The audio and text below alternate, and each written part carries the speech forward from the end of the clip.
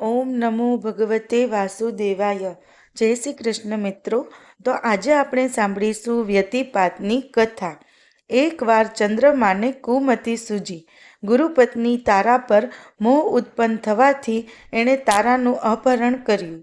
આ જોઈ ભગવાન સૂર્યનારાયણ અતિ ક્રોધાયમાન થયા અને ચંદ્રમા સાથે લડાઈ કરી. સૂર્યચંદ્રનો ક્રોધ સામસામો અથડાતા એક વિરાટકાય આવૃત્તિ જન્મી. આગના ગોળા જેવી આંખો, ખીલા જેવા દાંત, પીળા ઝાખરા જેવા દાઢીમૂછ અને દોરડા જેવા વાળ, ધણ જેવું નાક, ઝાડના થડ જેવા હાથ પગ, તોતિંગ ડાળો જેવી આંગળીઓ. આવી બિહામણી આકૃતિને જોતાં જ સૂર્યચંદ્ર લડતા બંધ થઈ ગયા. એ મહાકાય આકૃતિ વાદળોની ગર્જના જેવા અવાજે બોલી, મારું નામ વ્યતિપાત છે. મને ભયંકર ભૂખ લાગી છે. સત્વરે મને ખાવા આપો, નહીંતર હું આખી પૃથ્વીને ખાઈ જઈશ. આ સાંભળીને સૂર્યચંદ્ર બોલ્યા, શાંત થા વ્યતિપાત, શાંત થા. તારા માટે ભોજનની સગવડ થઈ ગઈ છે. મૃત્યુલોકમાં જે કોઈ નરનારી તારું વ્રત કરે એના બધા પાપ તારે ખાઈ જવાના. જે વ્રત ન કરે, વ્રતનો અનાદર કરે, એને તું ભયંકર પીડા આપી તારા ક્રોધનો શિકાર બનાવજે. તારું વ્રત કરનારને સુખ, સંપત્તિ અને સંતતિ દેજે. અમારા તને આશીર્વાદ છે કે તારું વ્રત કરનાર ભાવિકને યમના પાસનો ભય નહીં રહે. બ્રાહ્મ મુહૂર્તે ઉઠી સ્નાન કરી તારી મૂર્તિનું પૂજન કરી ફળફળાદિનું દાન કરનારા સકળ મનોરથ સિદ્ધ થશે.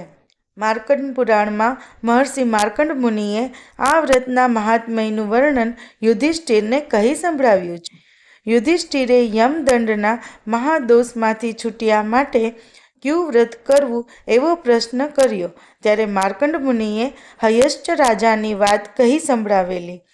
પૂર્વે હયશ્ચ રાજાએ આ વ્રત કરીને એનું ફળ પૂર્વજન્મે જે અતિલોભી વૈશ્ય હતો અને વ્યતિપાત વ્રતનો તિરસ્કાર કરતા જે બીજા જન્મે ભૂંડ તરીકે જન્મેલો એવા વૈશ્યને અર્પિત કરી દીધેલું. એ વૈશ્યનું નામ ધનદાસ હતું. નામ પ્રમાણે જ ધનનો દાસ હતો. પૂરું ખાતો પણ નહીં, ચમડી તૂટે પણ દમડી ન છૂટે એવો લોભી.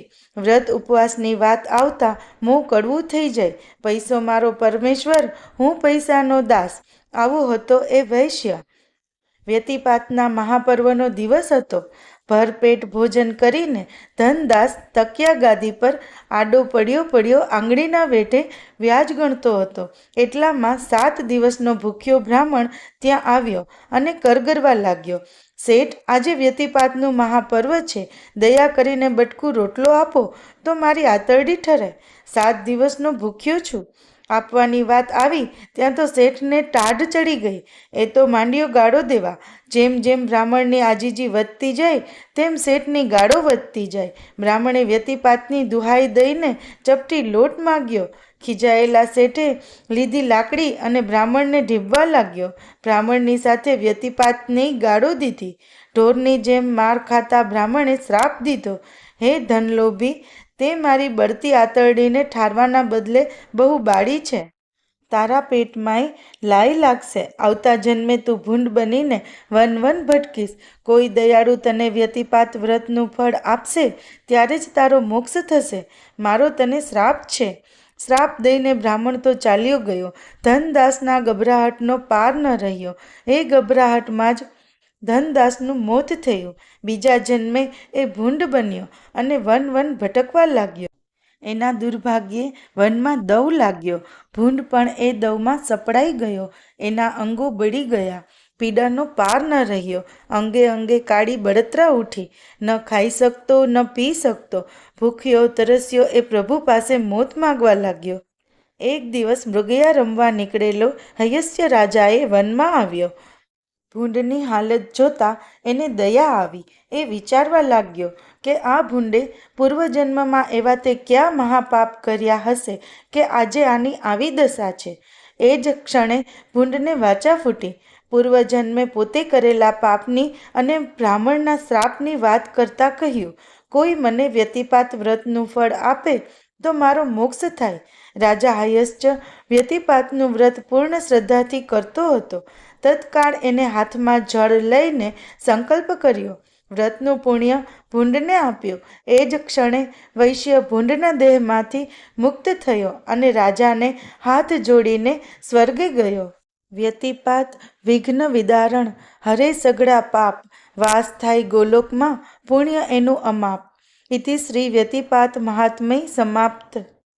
તો મિત્રો, આ હતી વ્યતિપાતની કથા. તમે પૂરી શ્રદ્ધાથી સાંભળી. જે સાંભળવી તમને જરૂર ગમી હશે તો વિડીયોને લાઈક કરી કમેન્ટમાં જય શ્રી કૃષ્ણ લખી લેજો. ચેનલ પર નવા છો તો સબસ્ક્રાઈબ કરી બાજુના બેલ આઇકન પ્રેસ કરી લેજો, જેથી આપણા આવનારા દરેક નવા વિડીયોની નોટિફિકેશન તમને મળતી રહે. તો ફરી મળીશું અધિક માસની નવી વાર્તા અને નવા અધ્યાય સાથે. ત્યાં સુધી આપ સર્વને મારા જય